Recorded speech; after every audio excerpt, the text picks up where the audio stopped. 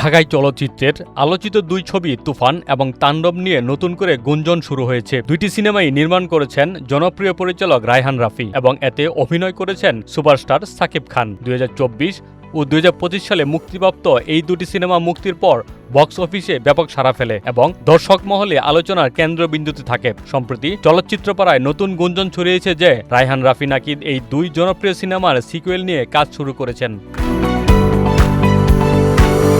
এমনকি ধারণা করা হচ্ছিল আসন্ন ঈদুল আজহায় এর যেকোনো একটি সিনেমার নতুন কিস্তি মুক্তি পেতে পারে। এই নিয়ে প্রি প্রোডাকশনে কাজও চলছে বলে শোনা যাচ্ছিল। তবে সব গুঞ্জনের অবসান ঘটিয়ে নীরবতা ভাগলেন পরিচালক রায়হান রাফি। তিনি স্পষ্ট জানিয়ে দিয়েছেন আপাতত তিনি কোনো সিকুয়েল নিয়ে কাজ করছেন না। তিনি বলেন, আমি এখনই তুফান বা তাণ্ডবের কোনো সিকুয়েল নিয়ে আসছি না। এই ঈদে সিকুয়েল নিয়ে আসার বিষয়টিও সত্য নয়, তবে ঈদে নতুন সিনেমা আসতে পারে সেটি প্রযোজক সময় মতো জানাবেন।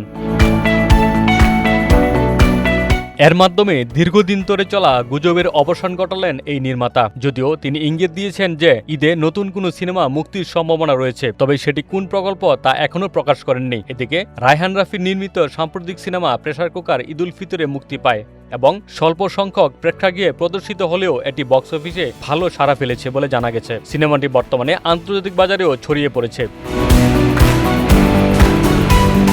প্রেসার কুকার ইতিমধ্যে অস্ট্রেলিয়ায় মুক্তি পেয়েছে এবং আগামী সপ্তাহে উত্তর আমেরিকা সহ আরও কয়েকটি অঞ্চলে মুক্তির প্রস্তুতি চলছে। এই সিনেমায় বিভিন্ন গুরুত্বপূর্ণ চরিত্রে অভিনয় করেছেন ফজলুর রহমান বাবু, চঞ্চল চৌধুরী, শবনম বুবলি এবং নাজিবা তুসি। সব মিলিয়ে তুফান ও তাণ্ডবের সিকুয়েল নিয়ে গুঞ্জন আপাতত থেমে গেলেও রায়হান রাফির পরবর্তী প্রকল্প নিয়ে দর্শকদের আগ্রহ আরও বেড়ে গেছে।